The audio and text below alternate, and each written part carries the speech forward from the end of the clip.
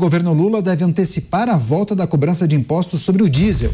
Essa decisão foi tomada para compensar o rombo fiscal que o programa de incentivo para baratear carros vai causar. Segundo a informação publicada pelo jornal Folha de São Paulo, a medida já foi autorizada por Lula e deve ter início em setembro. Vamos acionar o Roberto Mota na capital fluminense. Mota, lhe parece uma estratégia, digamos, inteligente você privilegiar aquelas pessoas que vão adquirir carros de 60 até 120 mil reais e todas as outras que, de certa maneira, acabam gozando dos benefícios de um diesel mais em conta, já que o modal rodoviário é o mais utilizado e o preço do diesel acaba impactando em todos os produtos e também na inflação? Queria uma rápida reflexão sobre essa possível estratégia do governo federal. É uma desestratégia. Eu acho que a gente pode pensar em vários adjetivos, mas nenhum deles incluiria a palavra inteligente. É interessante, né? Porque depois que o politicamente correto passou a dominar a cultura, muita gente virou especialista em criar esses eufemismos. E um dos que eu acho mais engraçados, curiosos, é o termo reoneração. Então, o governo não vai aumentar os combustíveis, ele vai reonerar. É a mesma coisa que dizer que o governo vai desreduzir o preço dos combustíveis, tá?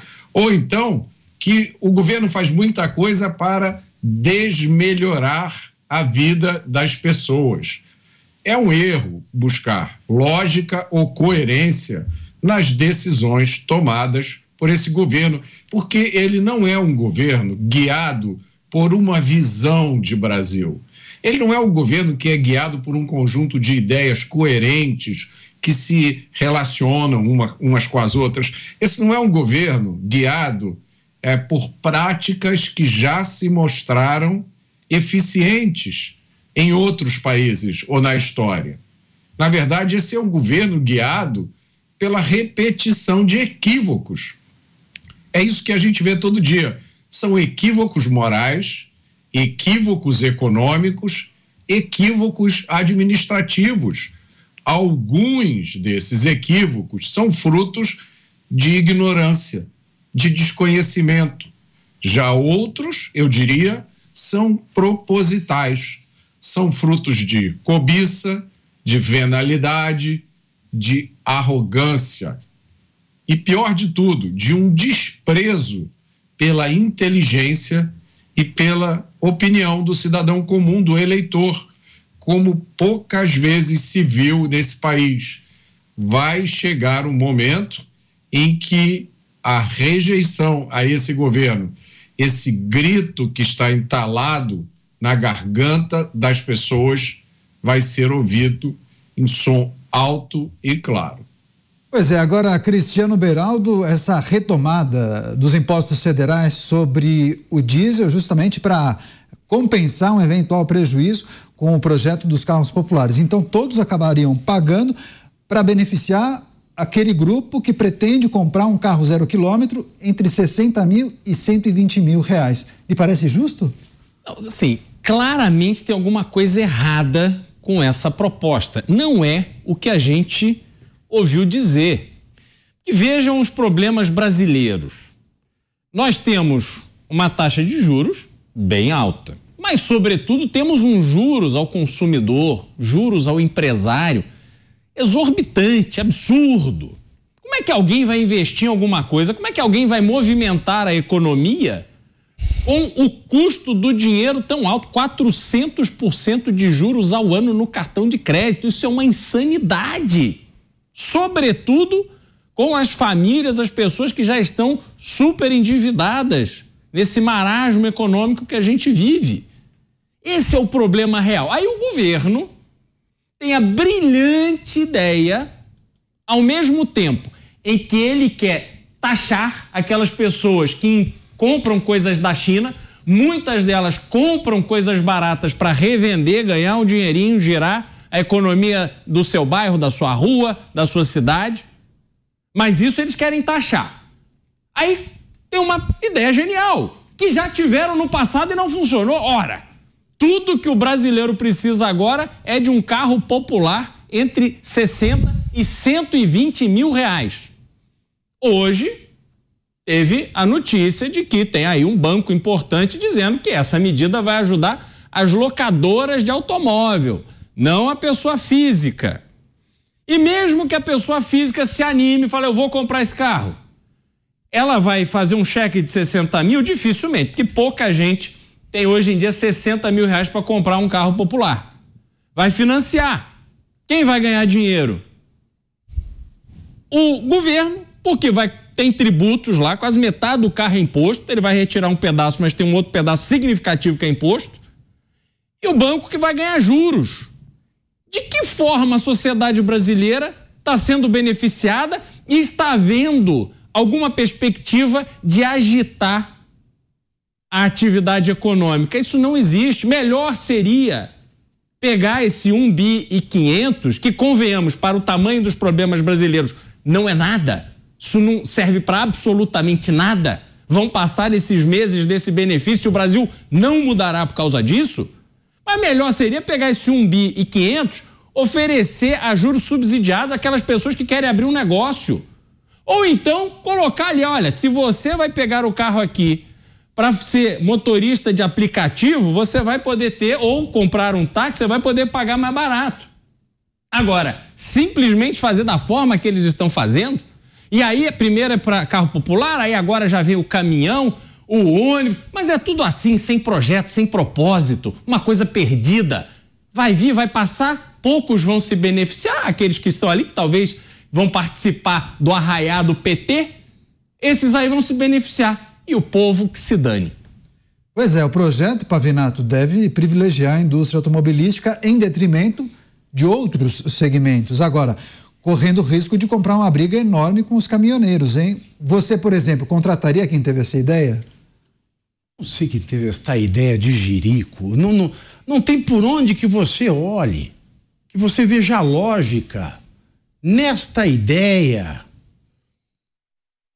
O cume é o ápice da imbecilidade. Vamos lá. Primeiro, lembra quando a gasolina deu aquela baixada? Já sugeriram ressuscitar os fiscais do Sarney para ver se o preço na bomba estava baixando para o consumidor.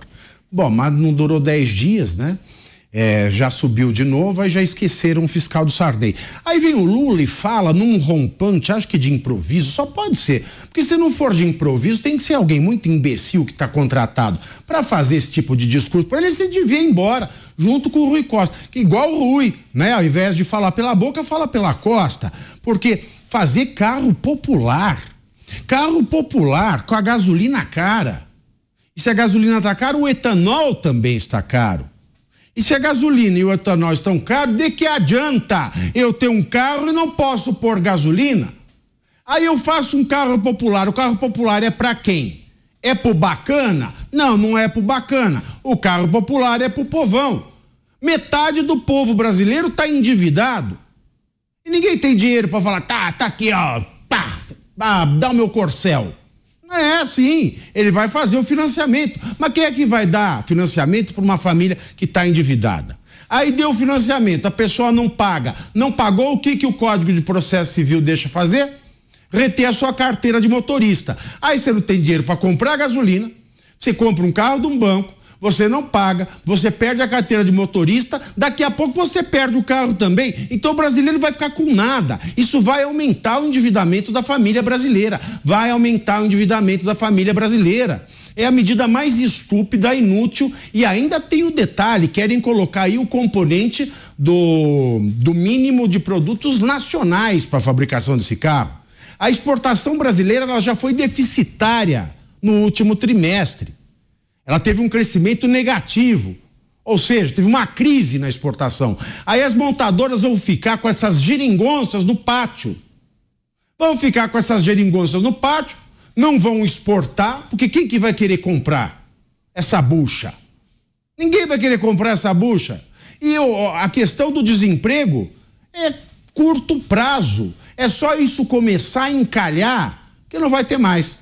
Aí vem o Haddad, hoje deixou muita gente triste, Daniel, porque ele falou que esse programa ele vai contemplar caminhões e ônibus. Legal. Mas não vamos esquecer do carro popular, ainda está na mira. E quando anunciou, o que aconteceu? Começou os estoques das montadoras, que já estava alto demais, porque quando o Lula falou do carro popular, todo mundo parou de comprar carro novo e usado. Daí começou, teve um boom de estoque. Ou seja, mais crise para o setor. Mais crise para o setor que já estava mandando gente embora. Aí o Haddad fala, tá, não vamos esquecer do carro, mas assim, o principal, o foco agora é caminhão e ônibus.